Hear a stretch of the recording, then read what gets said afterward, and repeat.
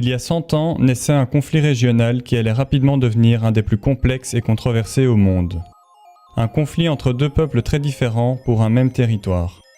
Afin de comprendre ses raisons et ses enjeux, retraçons sur carte le conflit israélo-palestinien.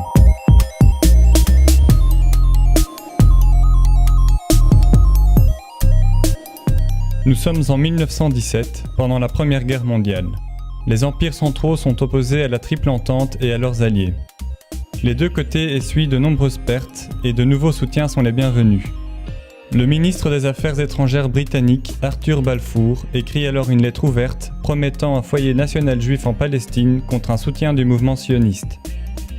En parallèle, les Britanniques tentent d'affaiblir l'Empire ottoman en poussant les Arabes à la rébellion et en leur promettant l'indépendance sur les territoires libérés. À la fin de la guerre, l'Empire ottoman est vaincu et ses terres sont partagées par les puissances européennes. Les Britanniques donnent ensuite plus d'indépendance aux Arabes en Irak et en Transjordanie. C'est dans ce qu'il reste de la Palestine que le Royaume-Uni veut créer un foyer national juif, alors que la communauté juive y est largement minoritaire. Mais l'immigration prend rapidement de l'ampleur suite à la situation tendue en Europe et plus particulièrement en Allemagne où le parti nazi antisémite arrive au pouvoir.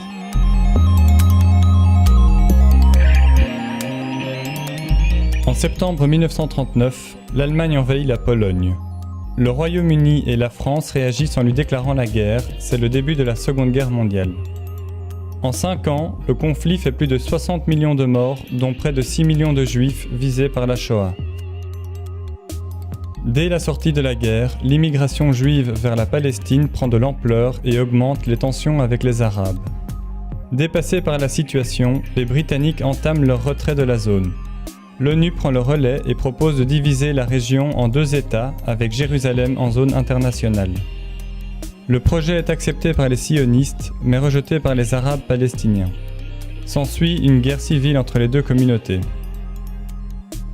La Ligue arabe met en place une armée de libération composée de quelques milliers de volontaires qui combat les sionistes. En face, les Juifs organisent leur défense en formant militairement la population et en envoyant des agents en Europe pour récupérer des stocks militaires de la Seconde Guerre mondiale et signer des contrats d'armement.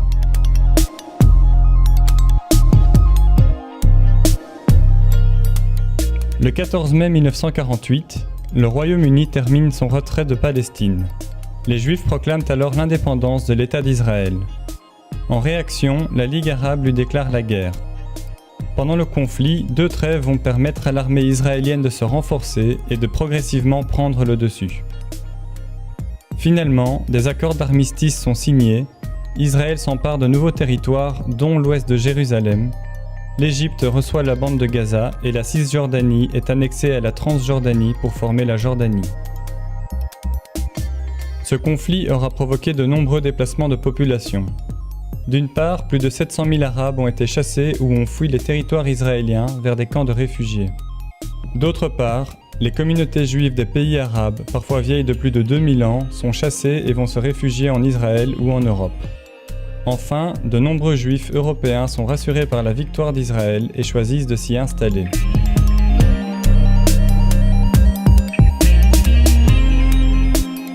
En 1967, suite à des tensions entre Israël et ses voisins, le pays déclare la guerre à l'Égypte, la Jordanie et la Syrie.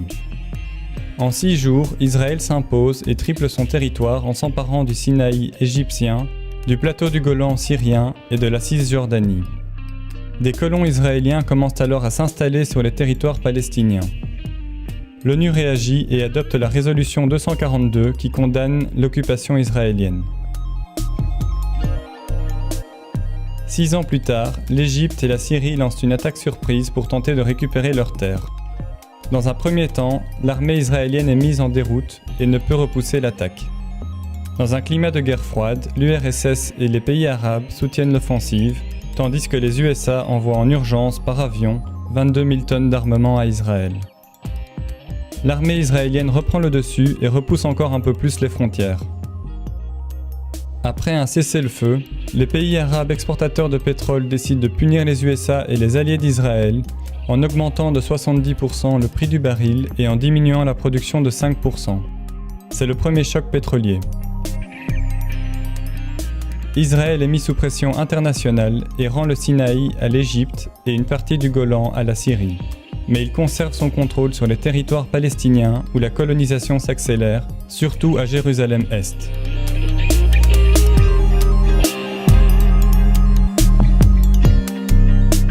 En 1980, Israël proclame Jérusalem comme sa capitale indivisible. Mais cette décision est condamnée par le Conseil de sécurité des Nations Unies. En Cisjordanie, la tension monte aussi autour de l'approvisionnement en eau. Israël a la main mise sur les sources et la distribution est très inégale entre les colonies et les Palestiniens. En 1987, la population palestinienne se révolte et descend dans la rue, principalement armée de pierres. C'est le début de la première intifada, terme arabe qui signifie soulèvement. Dans ce contexte, naît le Hamas, un mouvement islamiste palestinien qui combat Israël. Alors que l'Organisation de libération de la Palestine, une organisation mise en place en 1964 par la Ligue arabe et exilée à Alger, proclame le 15 novembre 1988 l'indépendance de l'État de Palestine. Jérusalem en est aussi la capitale. La Palestine sera progressivement reconnue par 136 États.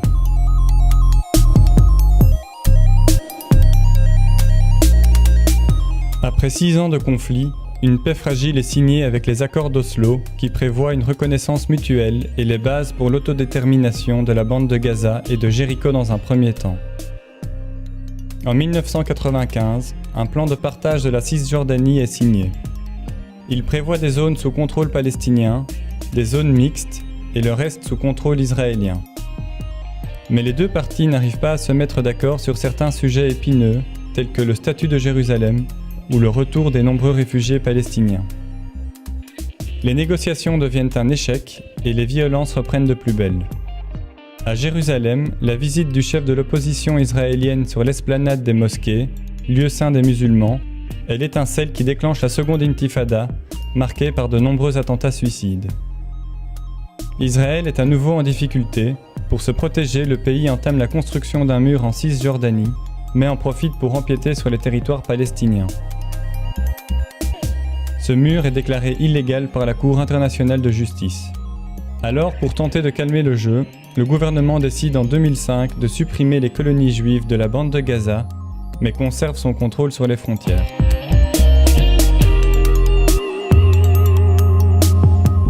Dans les années qui suivent, les tensions vont surtout se concentrer autour de la bande de Gaza et principalement contre le Hamas qui en a pris le contrôle. Israël impose alors un blocus contre la région. En face, le Hamas tire régulièrement des roquettes vers les territoires israéliens. En conséquence, plusieurs affrontements y ont lieu, jusqu'au plus violent en 2014. L'aviation israélienne pilonne la région et détruit 50 000 maisons, une centaine d'écoles, une dizaine d'hôpitaux et l'unique centrale électrique. La population qui est coincée dans l'enclave se retrouve en situation de désastre humanitaire.